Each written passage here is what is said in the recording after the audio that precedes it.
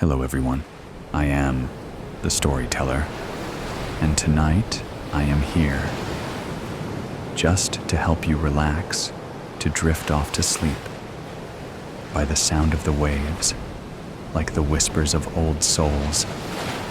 I know you have come to this video not just to hear the story, but also to find a deep, peaceful sleep. But before we begin, please gently like the video and subscribe to the channel so I can continue to tell you strange stories under the dim moonlight. Where are you from? And what time is it where you live? Just relax. Let your body relax. Put all your worries down by your pillow. Let me take you into a world of mysteries where the wind and the waves mingle, and unsolved mysteries are waiting to be told. Are you ready? Mariner of Innsmouth. I write this now from a hospital bed not far from my hometown.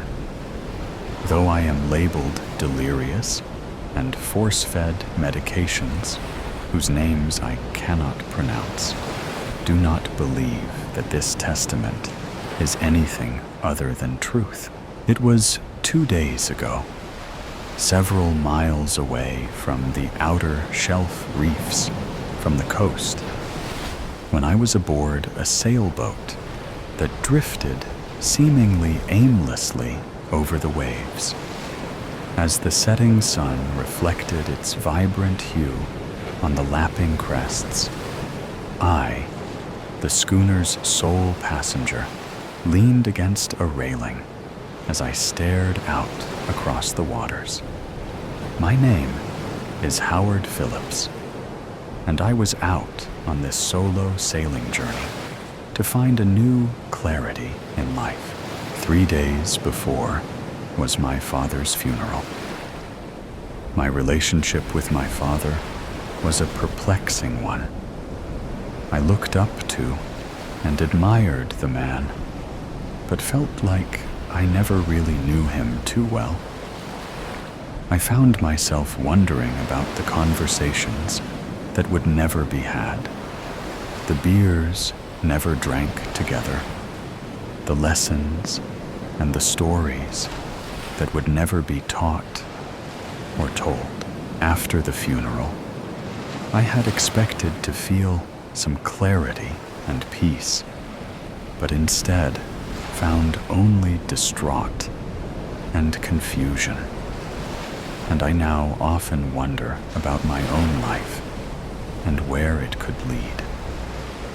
I was left this small sailboat in the will, and I found it a sign of what to do next, and without a second thought, put everything else on hold, loaded up the boat, and sailed off into the unknown with the belief that I myself could be known. Now, with the currents pulling me ever outward from land, I treated this as an autopilot for the craft as I stared in a yearning way into the waters below. I watched as I saw a small school of fish swim by. Though I could not identify their breed, I mused at the occasional scaled adventurer who would jump from the water away from their brethren as they tasted the open air and observed a whole new alien world.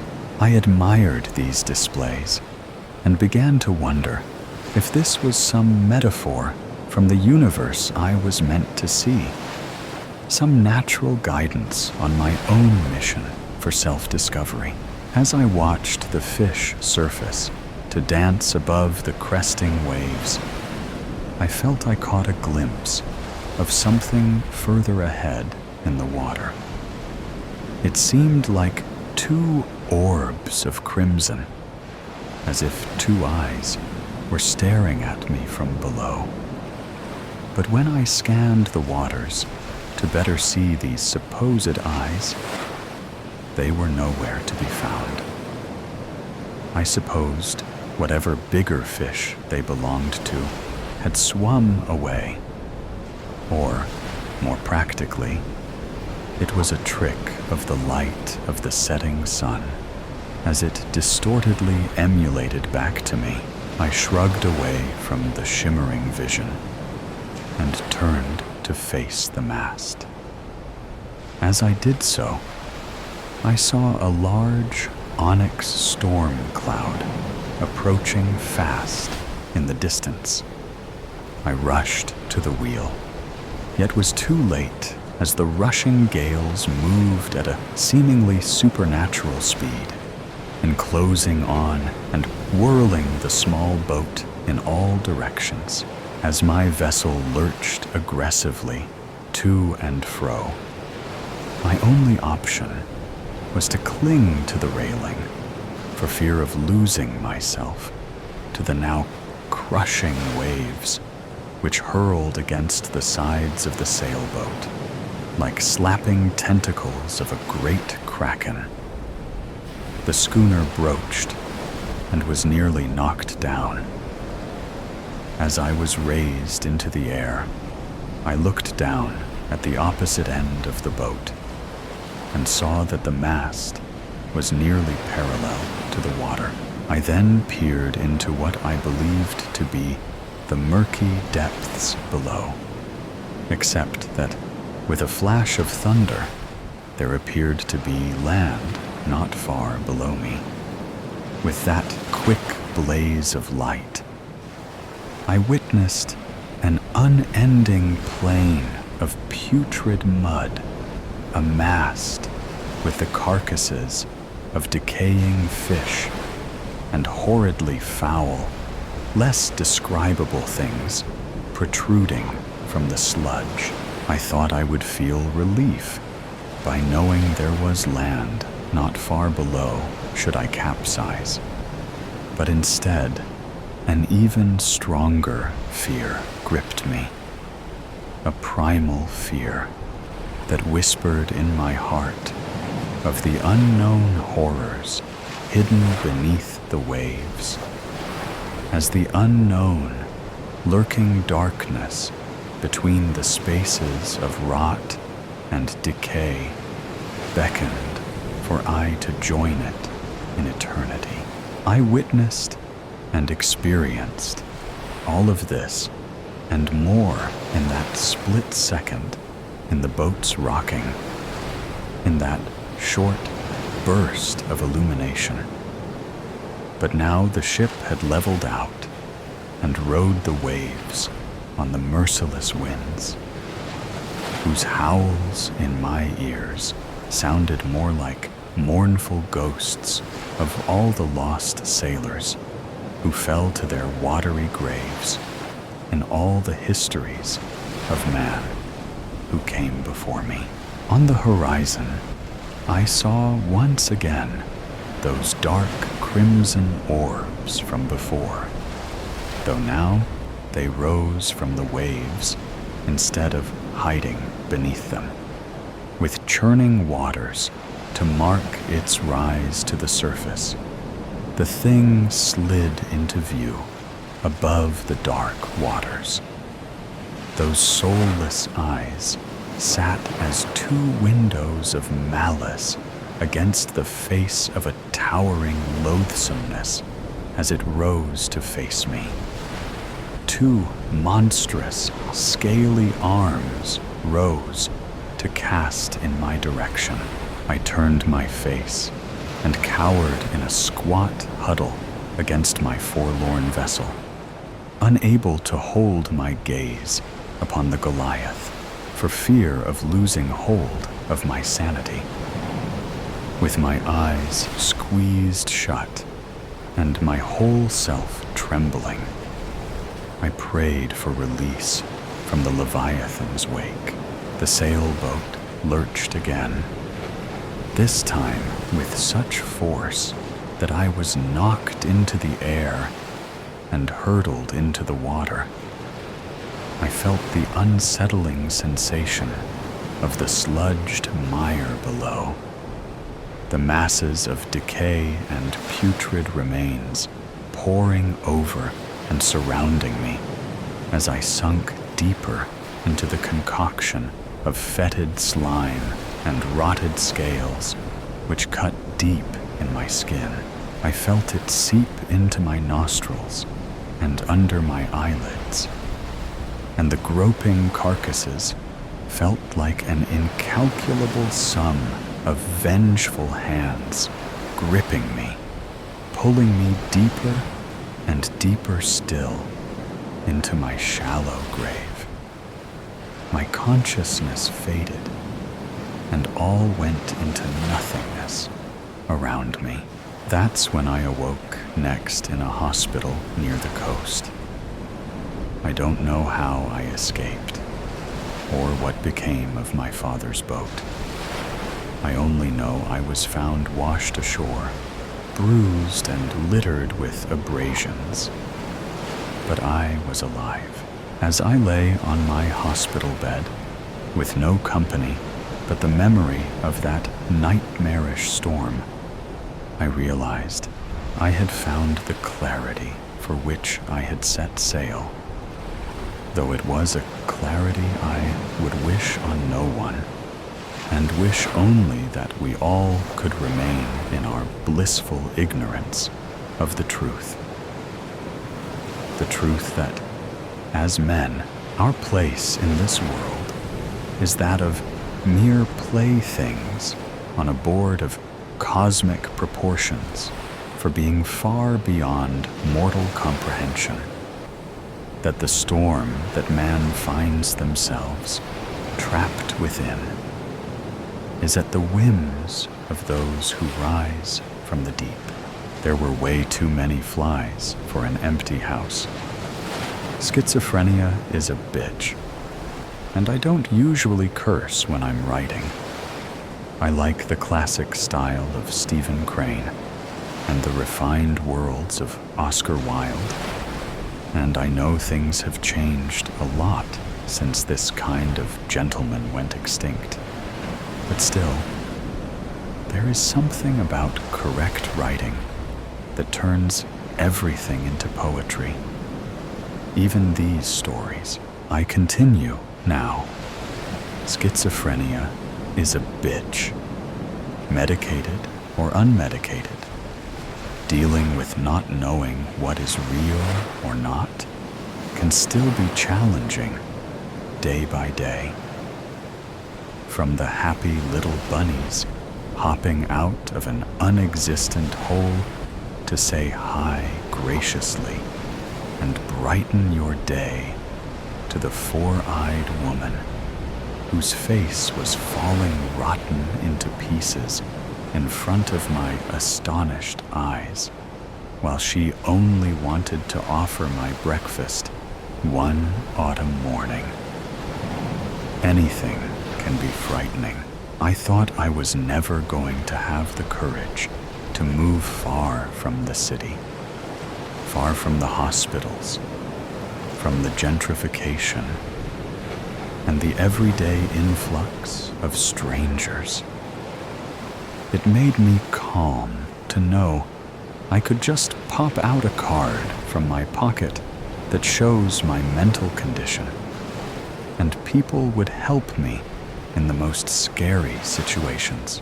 Reality pushed me outside of the city. I found the best house to which I could move.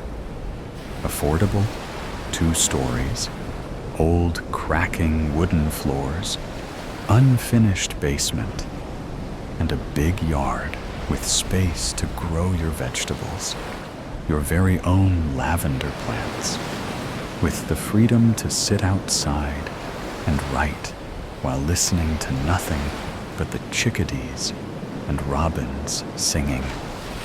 No neighbors, no annoying neighbors, because as much as I liked the activity of the city, living in a 24 floors building could be a tiny bit too noisy sometimes.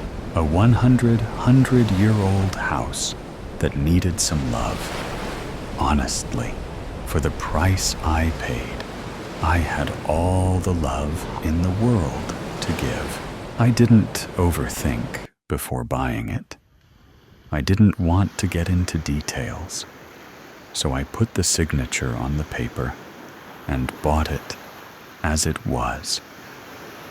The first night was a nightmare. The mice activity was so high in the basements and between the walls that it looked like they were throwing me a welcoming party.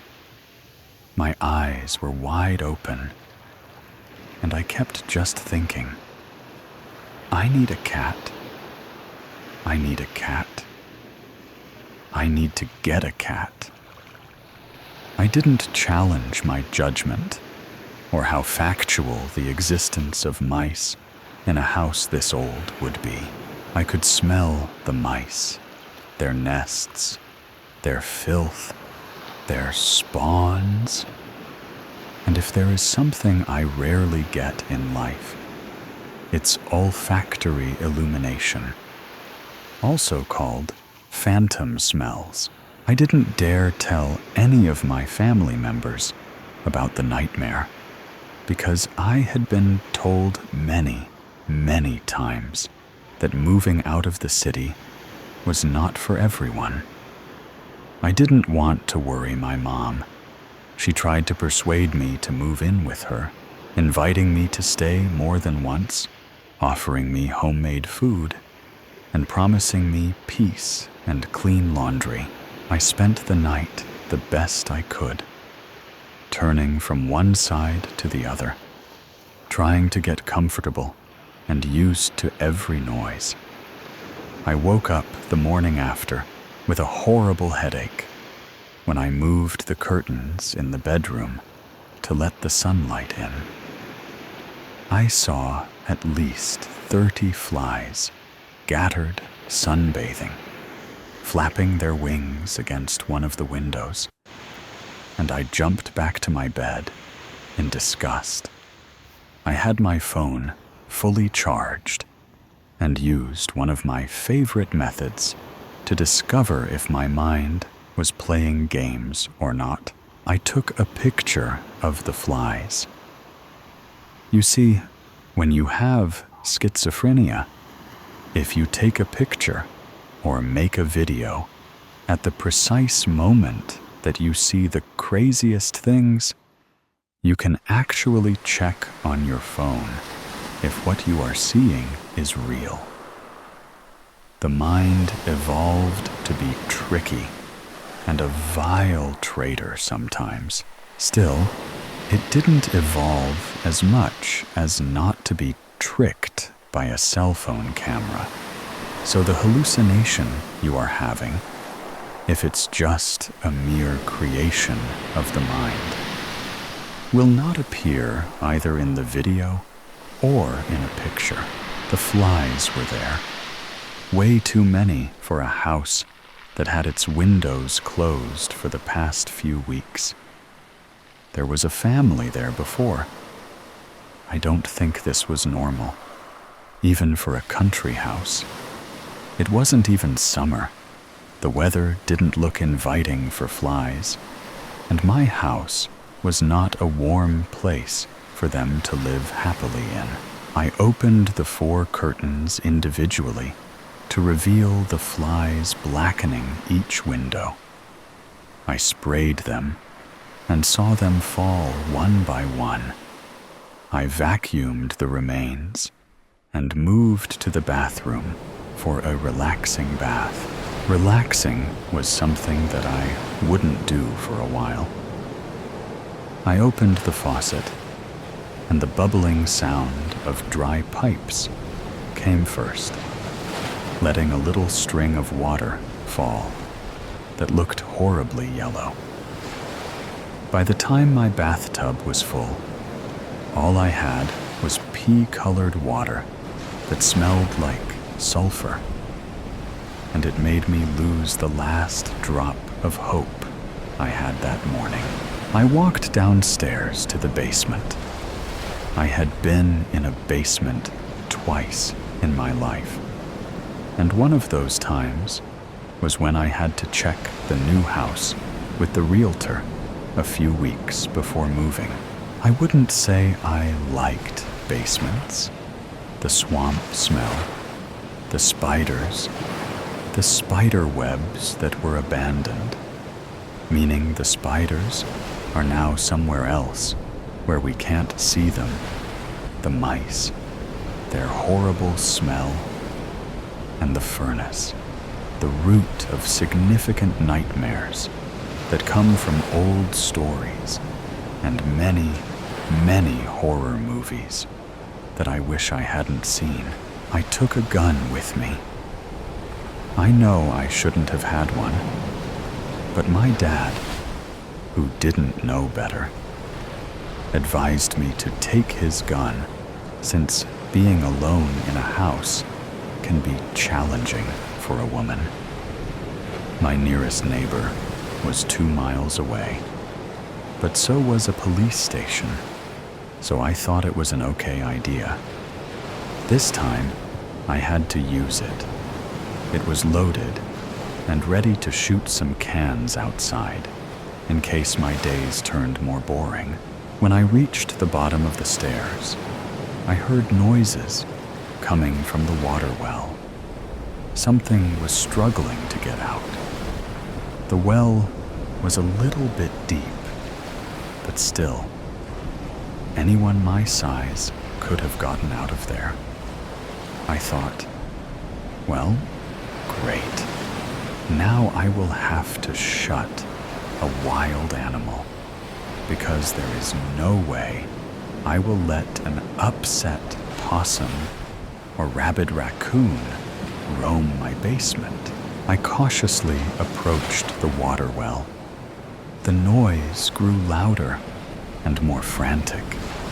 My heart pounded in my chest as I gripped my gun tightly, ready to defend myself. With each step closer, the sounds became clearer, and I could hear muffled cries for help. I peered into the darkness, straining my eyes to make sense of shapes. And then, as if emerging from my nightmares, there she was, tied, her clothes torn and covered in filth, her hair tangled, wounded on every inch of her body, her mouth shut, her hands firmly fastened. Her teary eyes called for help, but all I could do was just shoot. I pressed the trigger 1 time, 2, and even 3 times, with my eyes shut and my teeth grinding as hard as I could, as she lay there, motionless and calm. I took my phone out of my pocket and did what I should have done before shooting. I took a picture and put myself in the frame, too. The dead body in the background, the dirty well, and me hoping none of it was real.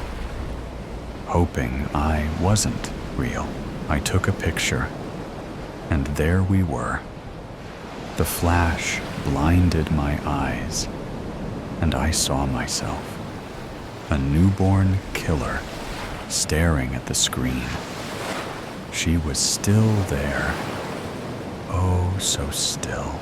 Oh, there were too many flies for an empty house, and without wanting it, I finished someone else's dirty job. Dark paranoia. In a small studio apartment on the 4th floor, a cynical young man scratches indifferently at an early birthday present.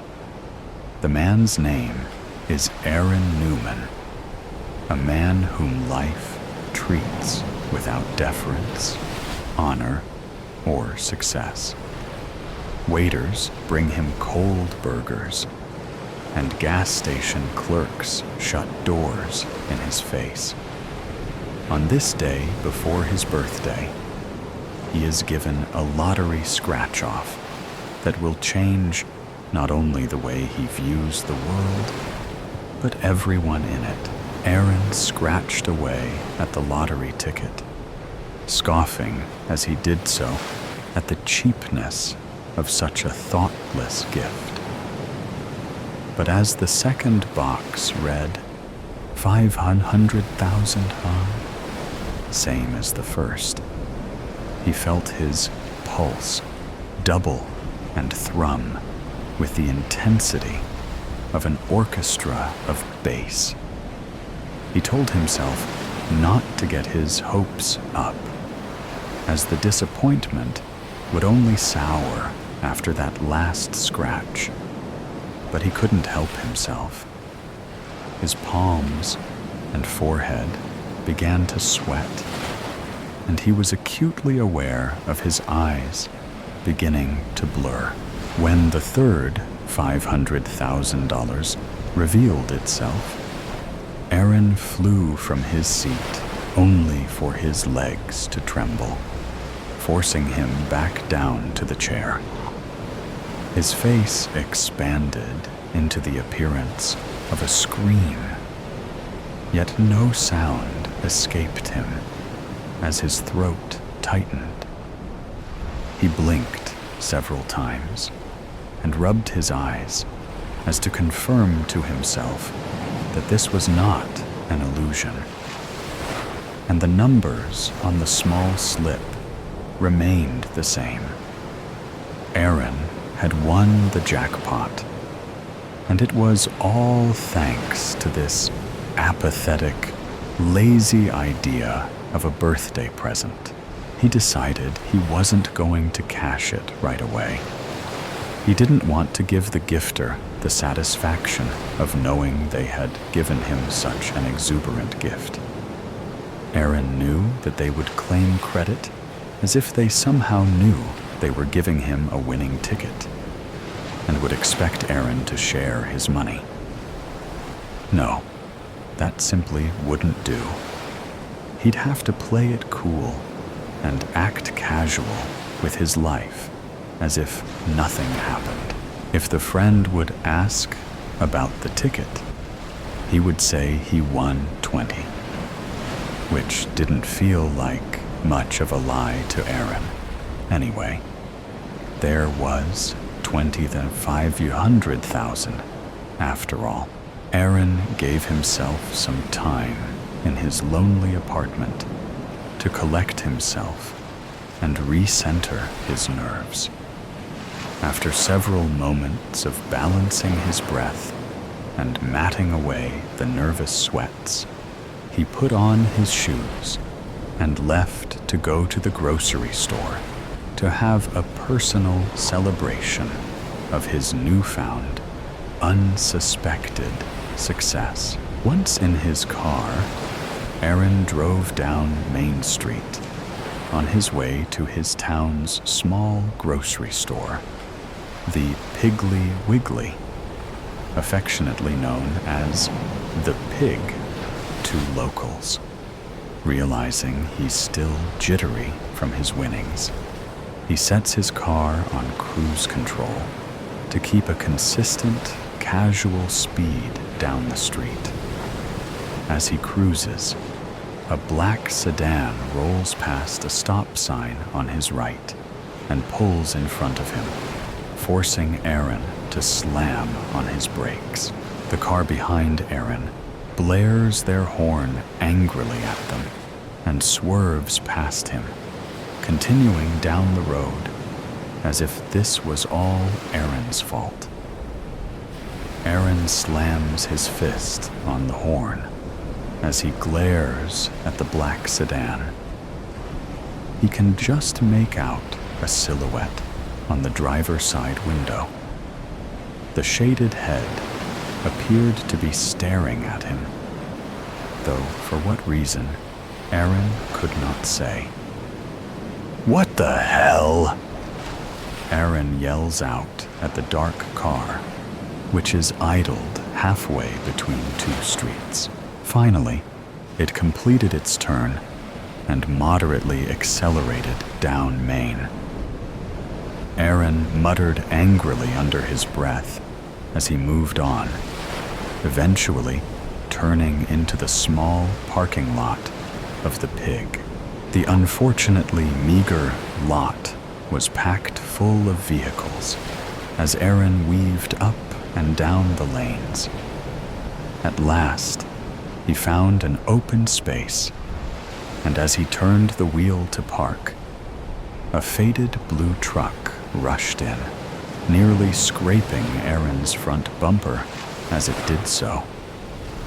Aaron laid his palm against the horn, blaring his siren.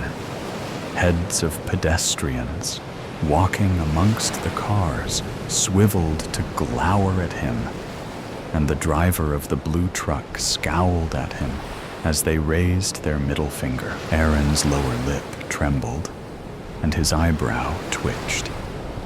He eventually gave up and parked along the curb at the front of the store. He saw others do it all the time, and figured just this once he would too. What's the worst that can happen? Now in the store, Aaron goes to the refrigerated meat section.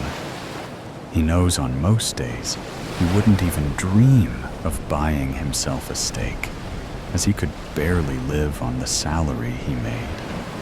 But the money he had set aside for rent was chump change compared to what's going to be hitting his bank later. Now was the time to splurge. He picks up a decently sized New York strip, then moves towards the beer. As he moved down the aisles among the other shoppers, Aaron noticed that several of them seemed to be looking at him with disdain out of the corner of their eyes. He saw a mother place her hand on the shoulders of her kid, quickly turning them away. Aaron wondered if he had something on his face, and offhandedly rubbed at his cheeks. Once in the alcohol section, Aaron inspected the beer selection. At first, he wondered if such an occasion would call for wine, but he didn't really care for the stuff. He settled on a 12 case of Blue Moon. He didn't know if he was going to drink all of them in one night, but wouldn't fault himself if he did. At the checkout, the cashier was loudly and sloppily chewing her gum. She never looked Aaron in the eyes, though did come close when she looked at his nose when she told him his total charge. Aaron couldn't say for sure why, but he felt like this cashier was harshly judging him in her mind. Let her judge. Aaron knew better. Aaron made it back to his apartment with little complication. The steak was overcooked, but the beers, all 12 of them, hit the spot nicely. He had music blasting as he danced awkwardly alone in the studio. With a break in the music, Aaron thought he heard something bang. He paused the music and stood, swaying, as he listened intently for sound. Bang! It was the window. Aaron rushed to the window, threw open the curtains, and looked outside to see 2 kids running across the parking lot in the dark, away from him. "You dipshits!" Aaron yelled. "Come try that again, and see what happens." He moved to slam the window shut, and after blinking several times, he realized he never opened it in the first place. Now, with the mood killed, he slumped down on his couch with an aggravated sigh as he sat in desolate silence. Now he thought he could hear whispering, which sounded like they were being spoken just out of view of the corner of his eye. His head swiveled from side to side, yet he saw no one. Though no one could be seen, the whispers and hushed voices continued. They were malevolent, invasive, and bitter. He heard them snicker, as if they were sharing secrets that he wasn't allowed in on. He paced around his apartment room, looking under the couch and behind furniture, even going so far as to lift the pillows on his couch, but could not find the whisperers. An unsettling feeling rose in Aaron's stomach, and he knew it wasn't just the beer. He was reminded of all the rude, hateful people from earlier today. The people who, if they weren't casting malignant glowers, seemed as if they wanted to get him hurt or killed. That's when it hit him. They know. He doesn't know who they are or how they found out, but they know about his uncashed lottery ticket, and they're out to get his money. Fervently, he spun around, brushing off the aggressive quake to his head as he did so, and charged at the small coffee table in front of the couch where he left the scratch-off. He swiped it up and held it, clutched it against his chest. His pallid, sweaty face peered over his shoulder. The whispers were growing louder, no, closer, as he shielded his treasure. He slowly backed away from the table until he broke into a sprint across the room and into the closet. He slammed the door and collapsed on the floor. There he sat for the rest of the night, until after an unknowable amount of time had passed, and he finally fell asleep.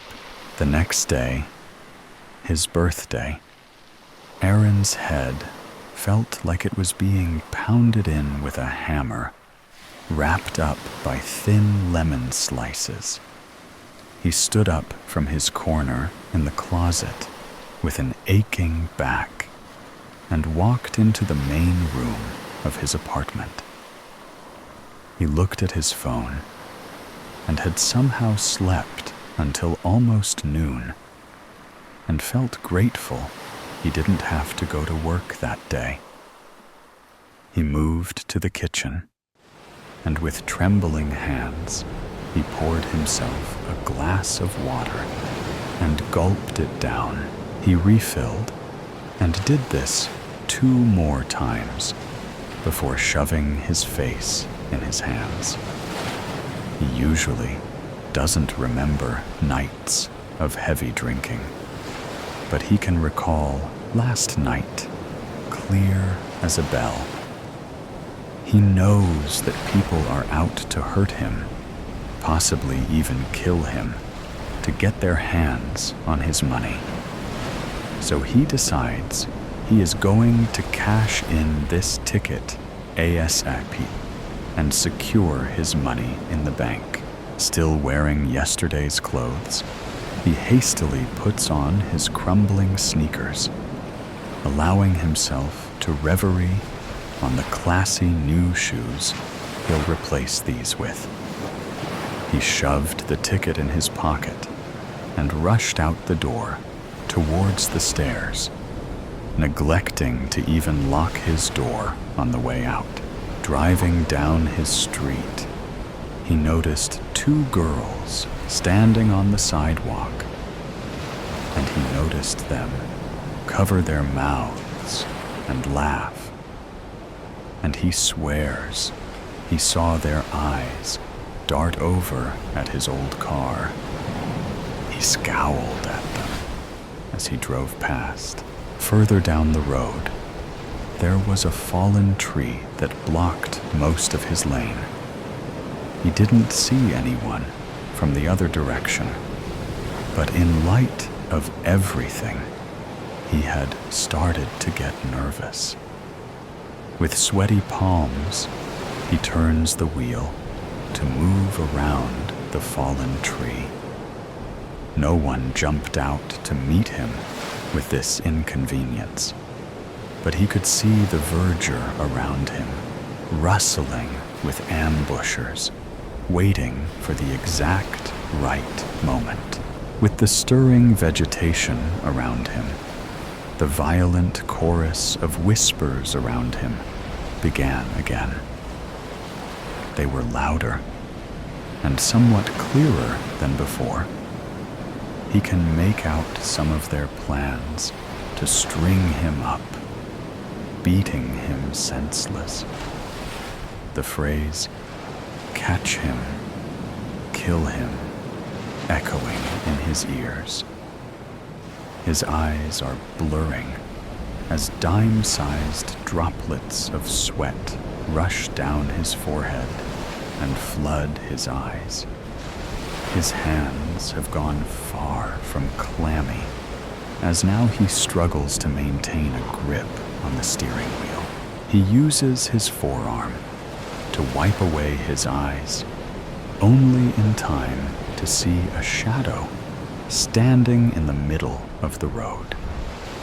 He screams as he swerves, driving off the side of the road and crashing into a tree.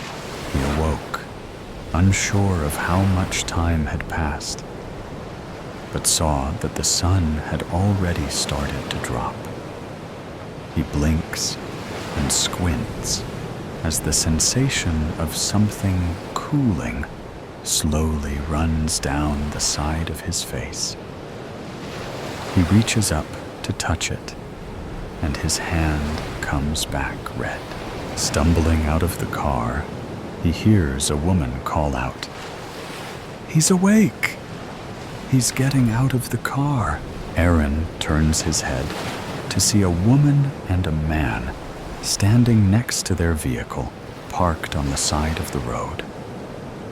He looks to the tinted back windows and sees more of the shadowy figures, their heads turned to look at him. He gasps and looks back to the woman who cried out. Both she and the man carry twisted expressions of tentative eagerness. He knows they believe their time has come to take him, but he'd sooner go on his own terms before he lets them. He runs back in the direction of home, tearing down the street, lightheaded as he was, unsure of how much blood he'd already lost. He knew he just only had to get back home, and he'd be safe. He didn't see those two girls with their mischievous giggles from earlier, but he knew that they couldn't be far. There are several pairs of running footsteps behind him. He can sense them, though he cannot hear them through the tremendous pounding of his hard-pressed heart. The whispers are shouting now, eager and hungry, their hands reaching towards him with greedy claws. He reached his apartment building and dove into the elevator. He slams his fist onto the button for the 4th floor. As the lift slowly rose, the lights flickered and the walls rattled. Aaron raised his hands and clutched his head as the bitter pounding of his attackers assailed the outside of the elevator. The elevator doors open, and Aaron knows that as soon as he steps over the breach between the lift and the apartment floor, a hand should shoot up and grasp his ankle, keeping him immobile until the doors close and crush him. He jumps over it and runs down the hallway until he sees his apartment. Room's door is left ajar, barely an inch, but open nonetheless. Aaron stood paralyzed. Horror tingled up his body like thousands of avid insects. He knows he has to make a choice. Wait for them to reach him out here, or face them off in there. He likes his chances in there better, if only slightly.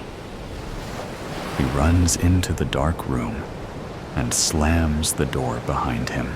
Immediately, he sees the shadows huddled against the walls. They begin their devious whispering. "Here he is," they say. "Get ready." He can't take it. He thought he could, but he can't take it. Not anymore, and never again. With tears streaming down his face, Aaron cries out, "You'll never take me!" With a blood-curdling scream, he begins to run again. The lights turn on. The trap is about to be sprung, and Aaron Newman jumps at the window and plunges 4 stories down to the concrete below. Emma Newman, mother of Aaron Newton, shrieks. Friends and family, who had been hiding in the dark to surprise Aaron on his birthday, all crowd around the shattered window and look down. No one would ever be able to understand what spurred on this paranoia that led to Aaron's death, as all that was found on his person would be his wallet, his old crumbling sneakers, and a fake lottery ticket given as a gag. But that is perhaps the worst part of paranoia. The unknowing, a dark paranoia. The mind's twisted masterpiece, where shadows dance and conspiracies unite to throw a party that only the troubled can attend. The unbecoming of Belinda Blackwell. There are few places Belinda Blackwell likes to lay down to rest more than upon her husband's chest. He hadn't been expecting her. Belinda hadn't been expecting to be home so soon either. What with the unpredictability of her father's illness, demanding open schedules from his children, someone on call at all times, lest the old man die without one of them there to hold his hand. When Oscar had come to join them a week early, something about a case closing timely and a stiffening in his shoulders. When Belinda inquired about her sister-in-law, she pounced on the opportunity to bid her brother and father adieu and return early to the husband she so desperately missed. Finding Etienne still tangled in their bed covers, she had stripped down to her chemise and crawled atop him slowly. He had thrashed hard upon stirring and finding her there, his eyes foggy with confusion and fright. But she had kissed his face and rubbed his arms, whispering, "It's me. It's only me," until he relaxed back into the sheets. Now they rest quietly, teetering on the line between half asleep and half awake, Belinda's ear pressed to Etienne's chest to hear the steady thump, thump, thump of his heart. Well, I'm glad Oscar will be with him, Etienne says appeasingly, having listened in silence to her stories from London. I think it will do him as much good as father. He seemed like he could use some time away. Away from what? I'm not sure. Belinda plays with a loose thread on Etienne's nightshirt. I feel bad saying away from his wife, but all signs point to it being the truth. He seemed uncomfortable when I brought her up, but he wouldn't tell me anything specific. Etienne's hand tightens where it rests on the nape of her neck. Then I hope that time will serve them both well. I do too. She tilts her head to observe the strong profile of her husband's nose. And you? She teases. Has time away from me served you well? All I managed to accomplish was missing my wife.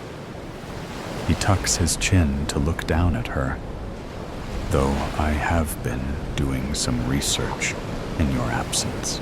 Yes, I've noticed. The entire walk to their chambers was an obstacle course of books and journals on every tabletop and cast aside in the middle of the hallway, like he had thrown them down as he was walking. And before that, there was the cook coming to greet her in the foyer with concerns of her husband's increasingly strange demands while Belinda was away.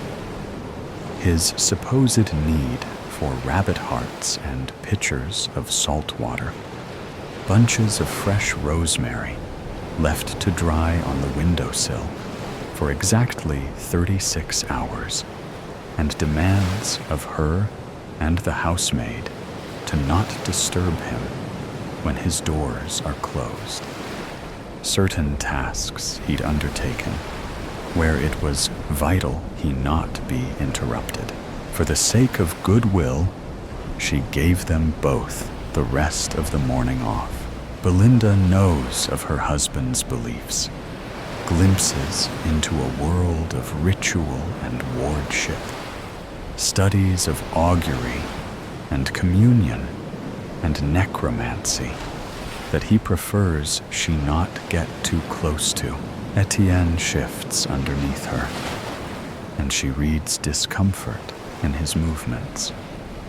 She strokes a hand down his cheek, so he knows not to be ashamed of it all on her behalf. What has prompted it? Have I come to see you while I was gone?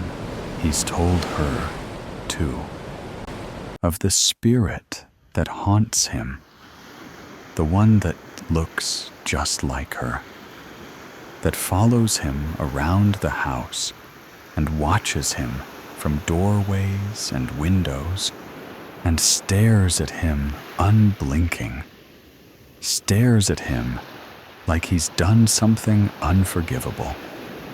Belinda has never seen herself, and Etienne claims the spirit has never appeared while she's in the house. She fretted for days over having to leave him when word of her father's illness arrived, knowing what it might invite back into Etienne's life. But there was no getting around the trip. And besides, Etienne had sworn his confidence that that time was behind them. It would appear that he'd spoken too soon. His eyebrows tick up at the middle, like he's attempting to contain his emotion. I thought it was over, he whispers. It's been so long. I feel like a fool, letting my guard down as I have been. A deep ache swells behind Belinda's ribcage. She squeezes Etienne tighter. You've been happy. It's not foolish to hope. What have you found? There is a ritual, one for banishment. I have been completing the prerequisite steps over the past week. Oh? Belinda struggles to understand. Yes. There is only one step left to do. It won't be easy. His fingers flex against her back, a signal that he is thinking hard. He seems to choose his words carefully. The act won't be physically challenging, but I fear the toll it will have on my heart and constitution. Belinda frowns. It sounds taxing. Are you sure this is the only way? She considers, not for the first time, bringing up the possibility of relocation, abandoning this home that torments him, so in favor of a fresh start. A life away from paranoia and body doubles. She can't see before she can muster up the right words. He's saying, "It will be worth it. I want to do it. I want my Belinda to be the only Belinda in my life." She smothers a grin against the column of his throat. I'd quite like that as well. Etienne is quiet for a long moment before speaking again. I won't pretend it isn't terrible, but it is necessary, too. I want my wife to have a good life, and I need to be better to give one to her. I need to be rid of this. A strong rush of affection surges through Belinda. Oh, she loves this man, something awful. She'd follow him into hell. Then you will be brave, and you will be successful.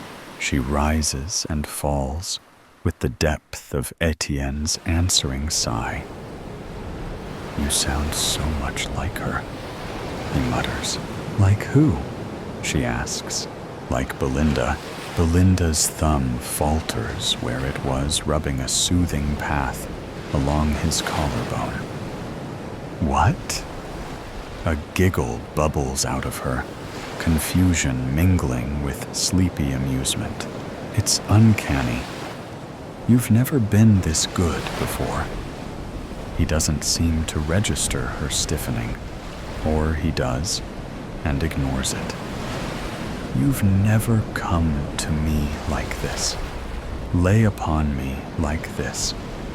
You must know what I'm going to do. Etienne, it won't work. Etienne raises his voice, speaking over her. I won't let it. Belinda lifts her head to look her husband in the eyes. A coldness cracks through her when she sees the resolution in his face. Etienne, I don't... Her voice breaks off into a scared whisper. It's me. He shakes his head. My wife knows me better than this. She tells me when to expect her. You've misjudged. I know you're not really her this time. Belinda curses her attempt at being romantic. He thinks she's haunting him, not surprising him. She's never been so near him when he's in the middle of one of these supposed spectral visits. It's sobering. It's frightening. She tries to sit up and grunts when Etienne uses his hand on her neck to ease her back down again. His hold is strong, not enough to hurt, but in her shock, she goes easy. Etienne's mouth is at her ear. My wife is not to be home for a few days yet. By then, all of this will be dealt with and done. It will be like it never happened. She won't have any part of it. She will not have such a weak, nervous husband. His voice shakes. I will keep her safe. It's all the warning Belinda gets before the knife is plunged into her back. She jerks violently. Pain whips through her, fast and brutal.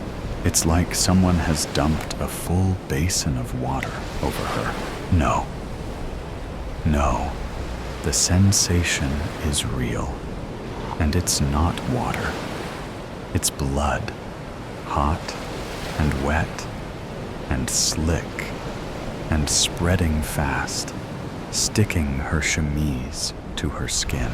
She frantically shoves herself up, grappling for a place on her back she can't reach, too low for the arm she stretches over her shoulder, too high for the one she stretches under.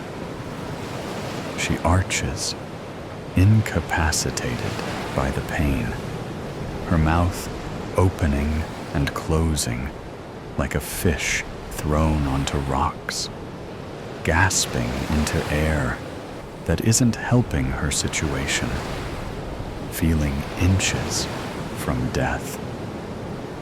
The knife digs into her shifting skin, or is her skin digging into the knife? The awful, writhing, sawing sensation ripping through her. She's never been stabbed before, but this cannot be normal. Flashes of rabbit hearts and salt come to her. And no, of course this isn't normal. Not by Etienne's design. She hunches, trying to scramble away from the pain. But there's nowhere to go that it doesn't follow. She shoves her face into the pillow beside her husband's stunned face, her hands fisting at the sheets. Etienne grips her hips tight. Belinda, she can only answer with a whimper. She's trembling so hard she can barely open her mouth anymore for how hard her teeth chatter. No. Etienne pushes against her shoulders. She doesn't understand what he wants. She doesn't understand what's happening. Dear God, no. His touch moves to her face, and he wrenches her head back with his hands shoved up into her hair. Belinda. He jams his fingers under her jaw, ignoring her choking, feeling for something. Upon finding it, his face goes white. Belinda. Again, more urgently, wrestling to sit them both upright. Belinda. It's all coming to her in flashes. The horrible red smear on Etienne's cheek. The wetness that's dripping down the back of her legs. The sudden realization that she can't support herself. She slumps against Etienne. Dazedly, she thinks of her parents, of all the men they'd wanted her to marry. A parade of surgeons and doctors with their deep pockets and upturned noses. Professionals who would know what to do with a gaping wound. Professionals she had rejected for the love of a poet. Her poet, who had nothing to offer but a quiet life and endless adoration. Etienne cradles her against him, rocking them back and forth. He's sobbing. Why are you here? You weren't supposed to be here. I thought you were the specter. Please believe me. Oh God, please forgive me. He sounds wrecked. Belinda wants to comfort him, but she can't pick her head up. Then darkness clouds her vision, and she can't do anything at all anymore. Belinda blinks awake. The ground is uncomfortable beneath her back. What is she doing on the ground? Etienne is kneeling by her side, head in his hands. There's something red all over his hands. Belinda pushes herself up, reaching out to touch Etienne's knee. He jolts at the barest brush of her fingers. Belinda. He sounds relieved. He yanks her forward, and she goes crashing against his chest. Why is his heart beating so fast? That red substance on his hands is getting all over her now, staining her crisp white chemise. Why does it smell so strongly of metal? Her head feels fuzzy. Really? Why is she on the ground? A moment ago, she was laying in bed, gossiping with Etienne about her brother's marriage. Did she fall out of bed? Did she hit her head? Is that why everything feels so off? I'm sorry, she murmurs slowly. I'm not sure what happened. Did I fall? You... Etienne is shaking. She must have really scared him. I fixed it. It's all right. Fixed what? How long was I out? It doesn't matter. You're all right. It's all right now. Belinda frowns. Etienne, is my head bleeding? He winces. What? Why are you asking me that? Blood. She can't think of anything else to say. She should get a cloth, something to clean him with. She pushes away from him, bracing against the edge of the mattress to stand. Her hand sinks into something cold and wet. Before she can search for the source of it, Etienne pitches forward, grabbing her by the cheeks and pulling her to look back at him. It makes her head spin. Don't look, he says. He sounds gravely serious. Belinda's heart stutters. What? Don't look, like a petulant child. Belinda can't stop herself. She's wriggling out of his grip before he can stop her again, ignoring his cry, turning to look at herself, laying dead in a mess of blood on the bed. Herself on the bed. Blood. All air leaves her. She jerks to her feet, stumbling backwards. She can't look away. She's just laying there.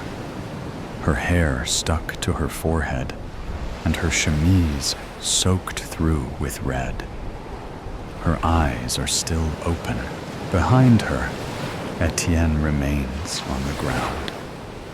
His voice is low, thick with grief. There was an accident. I did what I had to fix it. What? Her voice sounds like it's coming from miles away. She doesn't even know what to ask. She can't look away. I didn't know if it would work. I had only read about the ritual. I've never attempted it. But the journals said I could comb through time and bring something back with me.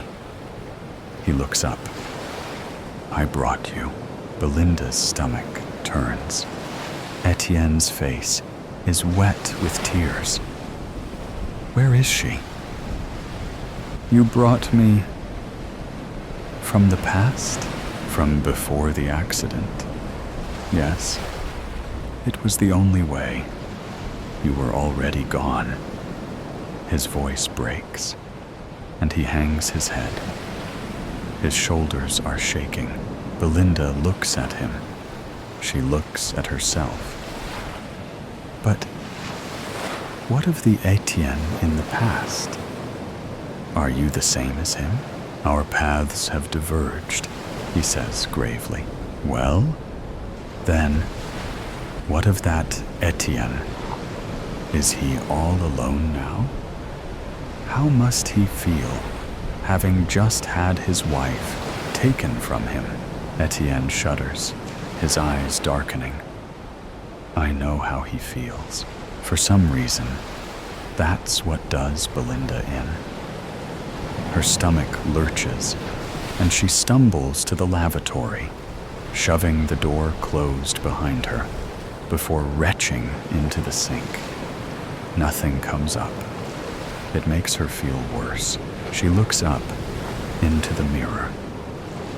Yes, that's her face, staring back at her with wide eyes and tangled hair. But yes, that was her face, too, staring back at her from the bed. It feels like dying just to think of it. She can't imagine what dying must really feel like. Can't imagine how anything can be worse than this terror that's seizing her insides. Etienne's voice comes from the other side of the door, muffled and pleading. Please, I didn't want this. All I wanted was you. He nudges at the door, like a dog desperate to get in. She staggers over to open it. Etienne is still on his knees, still on the ground. When the door is open wide enough, he drags himself forward with his fingernails digging into the wood floor. He bends low to kiss her ankles. She closes her eyes tight at the sensation. My love, my life. His tears drip onto her foot. I wish I hadn't done it. I wish I hadn't done it.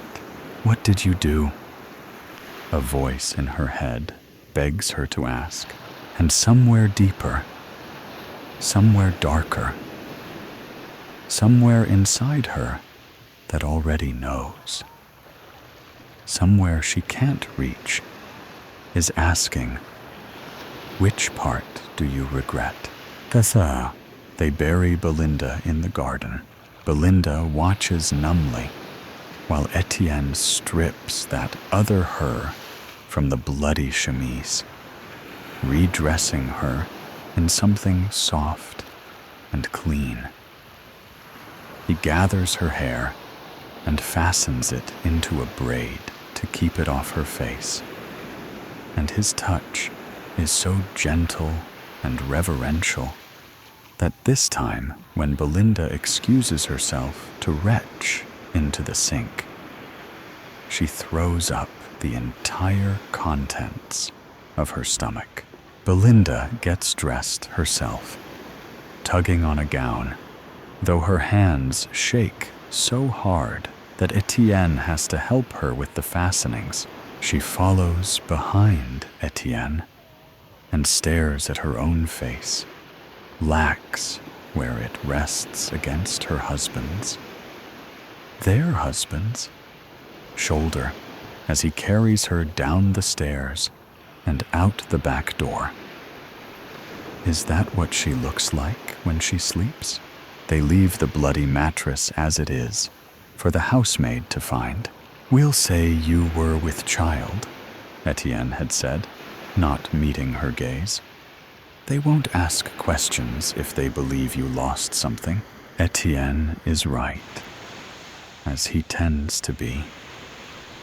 When Belinda retires inside, hours later, the silent vigil over the little upturned patch of dirt beneath her favorite tree becoming too much for her to bear.